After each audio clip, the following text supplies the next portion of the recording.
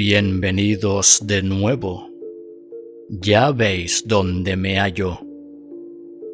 Aquí es el final de todo. ¿De verdad creéis eso? ¿Y si os dijera que la muerte puede ser solo un estado pasajero? Creedme, sé muy bien de lo que hablo. Quedaos conmigo. Y no os preocupéis por aquellos que yacen a nuestro lado, pues la vida les ha abandonado, ¿no?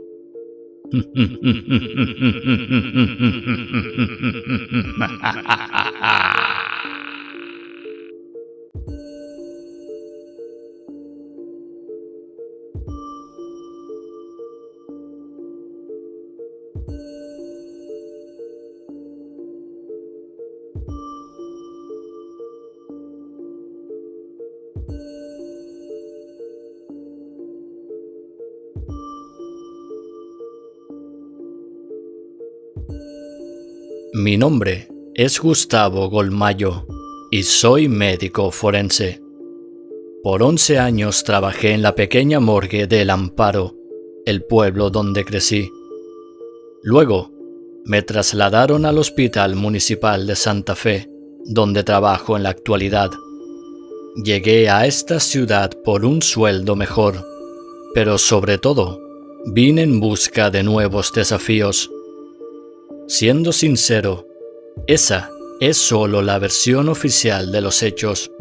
Es lo que dije en la entrevista de trabajo y lo que contesto cuando me preguntan a la ligera. Lo cierto es que dejé El Amparo por la cantidad de experiencias terribles que he tenido allí. He soportado con coraje muchas de ellas, pero una noche ocurrió algo de lo que aún no logro reponerme. Después de aquel incidente, me vi obligado a buscar un nuevo puesto de trabajo y así alejarme todo lo posible del lugar que me vio nacer. En los 11 años que trabajé allí, hubo épocas en las que trabajé en la morgue solo y otras en las que tuve diversos asistentes. Algunos de ellos han renunciado. Otros han sufrido peores destinos. También he despedido a más de uno porque sus modos no eran profesionales. Hay gente que solo quiere manipular cadáveres para cumplir deseos perversos que no tienen cabida en mi profesión. Manuel Q. fue el último asistente que tuve antes de abandonar El Amparo. Se veía muy correcto y educado, un muchacho agradable, que hasta llegué a considerarlo como uno de mis mejores amigos. Manuel había comenzado la carrera de medicina deseando ser cirujano, pero al fallecer su padre, debió regresar al pueblo por problemas de dinero y para hacerse cargo de su finca. Era muy atento y siempre se mostraba deseoso de aprender cosas nuevas. Llevaba ya 2 años en el puesto, siendo el asistente que tuve por más tiempo y con quien mejor nos complementábamos en las tareas. A menudo hablábamos de su regreso a la facultad para terminar sus estudios y especializarse, ¿por qué no?, en ciencias forenses. Pero todos sus sueños se vieron truncados cuando el cadáver de Glenda R. llegó a la morgue. Yo la conocía. Todos en el pueblo la conocíamos. Era una mujer que había vivido en El Amparo por no menos de medio siglo. La gente mayor siempre fue respetada en ese lugar. Pero Glenda, más que respetada, era temida. Su aspecto, su cabaña alejada de piedras y troncos, sus costumbres, todo en ella había hecho que los pueblerinos la acusaran de brujería. Recuerdo haberla visto en una única ocasión hace mucho tiempo. Una tarde en que regresaba del colegio y caminaba junto con mis compañeros. Yo tendría unos 10 años. Ella Era una mujer de una edad aproximada a la que tenía mi madre en ese entonces. Estaba de pie en una esquina, en la calle de enfrente a la que íbamos nosotros. Tenía el cabello negro y enmarañado, largo hasta la cintura, y usaba un viejo vestido que le cubría los pies, con el borde inferior lleno de tierra de tanto arrastrarlo al caminar.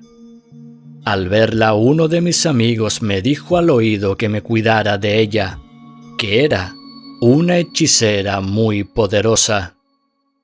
Yo intenté desviar la mirada, pero no lo pude evitar, y al darme la vuelta vi que ella también me estaba observando con unos ojos cargados de odio, como si hubiese escuchado lo que me habían dicho en secreto.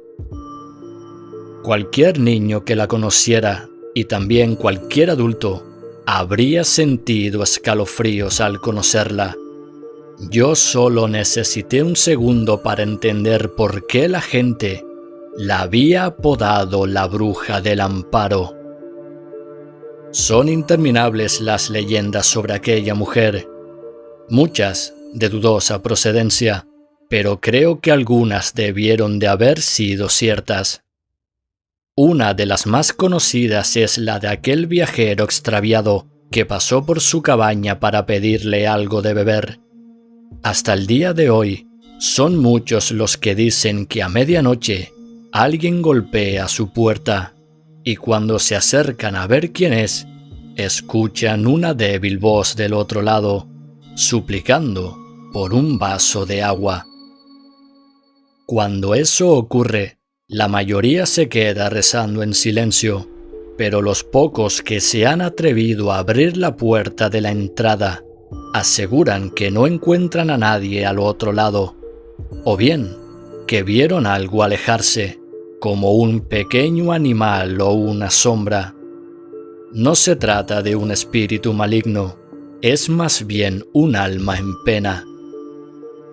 Según se cree, Glenda no mató a aquel hombre, sino que lo tiene prisionero en un plano espectral, superpuesto con el mundo en que vivimos, y es por eso que deambula perdido por toda la eternidad, sin poder llegar a su destino, y así descansar en paz. He escuchado otras historias sobre ella que ya contaré en otra ocasión, pero ninguna supera aquella de la que yo fui testigo, esa que sucedió mientras a Manuel y a mí nos tocó hacerle la autopsia. Cuando leía su archivo pronuncié su nombre en voz alta, y Manuel enseguida supo quién era. Debo reconocer que sentí miedo al remover la sábana que la cubría para verla allí acostada. Mi compañero y yo nos miramos incrédulos. La edad y el aspecto de la difunta no coincidían en absoluto. Glenda se veía varias décadas más joven de lo que decía su documentación. «Parece de 50», dijo Manuel. Era cierto, de ninguna manera aparentaba su supuesta edad real. Algo que siempre me ha llamado la atención de los cuentos de brujas es su aspecto. Casi siempre son ancianas horrendas, de piel arrugada, nariz larga y cabellos como de paja. ¿Por qué se ven así? Si yo tuviera los poderes que se supone que ellas tienen, buscaría la manera de verme mejor para que la gente no me desprecie. Tal vez lo hacen a propósito, para así asustar a los niños. O quizás el poder de la magia oscura viene de la mano de una fealdad extrema que refleja que han dejado de ser humanos tras la venta de sus almas. Guiado por el arquetipo de la bruja, diría que ella no lo era, al menos en su aspecto, o lo era, y tenía algún secreto para verse así. La mujer que tenía enfrente se veía igual que como era cuando la vi junto con mis compañeros. Parecía que el tiempo no transcurría para ella del mismo modo que ocurre con el resto de las criaturas de Dios. El informe decía que falleció de causas naturales hacía 2 días. No parecía que tomara mucho tiempo, pero debimos dejarla de lado porque ese día estábamos ocupados con las autopsias de un accidente de coche que debíamos resolver de inmediato. La ruta en dirección a San José presenta una curva muy peligrosa. No está iluminada y carece de banquina, y son muchos los conductores a quienes toma desprevenidos. A la noche siguiente ya habíamos terminado con los 3 cadáveres que debíamos estudiar con urgencia y decidimos comenzar a analizar los restos de Glenda. Para nuestra sorpresa, ese día se veía diferente. Sí, era Glenda, su cabello negro y enmarañado, su rostro con forma de triángulo invertido y sus facciones angulosas. Sin duda era la misma, pero estaba aún más joven que cuando llegó a la morgue. ¿Qué edad dijiste que tenía?, preguntó Manuel. En su documento decía que tenía 86, y cuando la vimos por primera vez nos pareció una mujer de 50, pero en ese segundo vistazo parecía aún menor. Glenda se veía como una mujer de no más de 30, quizás hasta más joven que mi compañero de trabajo. Su cuerpo era escultural, de curvas voluptuosas y estaba más firme que el día anterior. Su rostro era hermoso y contrastaba con su cabello enmarañado. Parecía una actriz que llevaba puesta una peluca para su papel en una película de terror y mantenía los ojos cerrados a la espera de que fuese maquillada. «La muerte le sienta bien», dijo Manuel. En ese momento hubo un corte de luz. Ya era de noche y la oscuridad dentro de la morgue era absoluta, a excepción de la luz roja de emergencias. Al salir para revisar el asunto me di cuenta de que estaba lloviendo. No lo sabíamos. Dentro de esas gruesas paredes uno no se entera de nada de lo que ocurre en el mundo exterior. Afuera podría haber un mundo de cadáveres esperando por una autopsia, y nosotros los haríamos pasar uno por uno sin darnos cuenta de que la fila llega hasta el horizonte. Había saltado el automático y enseguida levanté el interruptor para regresar a la sala de operaciones.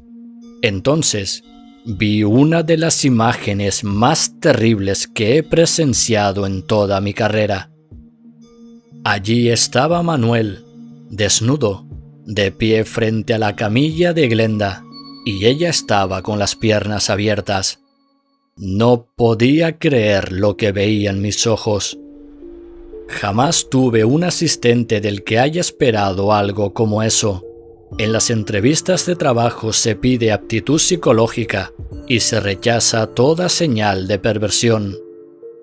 Es cierto que he conocido algunos personajes que a veces hacían algún gesto irrespetuoso, pero Manuel no era de esos. Era un profesional digno. Y para mí fue un honor trabajar a su lado.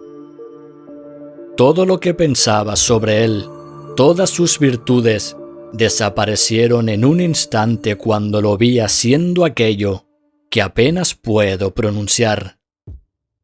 Me acerqué para sacarlo de allí. Las palabras no me salían. Solo pude levantar uno de mis brazos para intentar quitarlo de encima de ella. Pero cuando apoyé la mano en su hombro, sentí que no tocaba a un ser humano vivo. El cuerpo de Manuel estaba frío, rígido, y enseguida lo solté.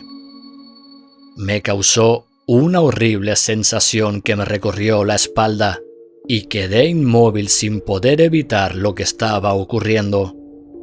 Ese que tenía enfrente ya no era Manuel. Era solo una cáscara a punto de caerse a pedazos. Un instante después se desplomó sobre el cuerpo de Glenda y vi cómo los huesos de su espalda se mostraban cada vez más visibles mientras su carne se desintegraba y su piel se ennegrecía. En cuestión de segundos, su cuerpo se convirtió en un cadáver que parecía haber estado descomponiéndose durante semanas. Aunque no lo creáis, aquella no fue la mayor sorpresa que me llevé esa noche. Después de aquel horrendo espectáculo, vi una mano emerger para apoyarse sobre el tórax putrefacto de Manuel. Era Glenda, que lo empujó a un lado para poder levantarse. Los restos de mi compañero cayeron al suelo y sus miembros se desprendieron. Su descomposición se desarrollaba a una velocidad meteórica. Por otro lado, en Glenda ocurría lo contrario. Se sentó sobre la camilla y ya no se veía como la mujer que llegó a la morgue. Era una mujer de no más de 20 años de edad. La vi estirar los brazos e inspirar con fuerza, para así llenar sus pulmones de vida, tras 2 días sin una gota de oxígeno. Luego se puso en pie y caminó hacia la puerta. Aún hoy puedo sentir su respiración de cuando me habló al oído.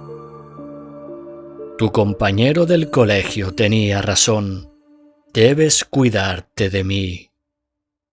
Después de esas palabras salió por la puerta desnuda, cubierta solo por su largo cabello y enmarañado. Y yo me quedé observando cómo se perdía en esa oscura noche de lluvia. Al día siguiente no pude explicar lo ocurrido con precisión. Finalmente, se le echó la culpa a un posible hongo o enfermedad que pudo haber contraído Manuel mientras trabajaba a solas. Respecto a Glenda, decidí quemar su expediente y hacer como que nunca tuve su cadáver entre mis manos. Después, me tomé unas vacaciones por tiempo indefinido mientras buscaba un nuevo sitio donde trabajar. Jamás sabré en qué momento Manuel dejó de ser quien era para ser controlado por aquella mujer. Prefiero no hacerme preguntas al respecto. La gente del pueblo tampoco hizo muchas preguntas sobre lo ocurrido, y nadie sospechó de mí. Y aunque suelo decir que dejé aquel trabajo en busca de nuevos desafíos, esa es solo la versión oficial de los hechos. Todos en el pueblo saben que en realidad deseaba alejarme lo más posible de la temible bruja del Amparo.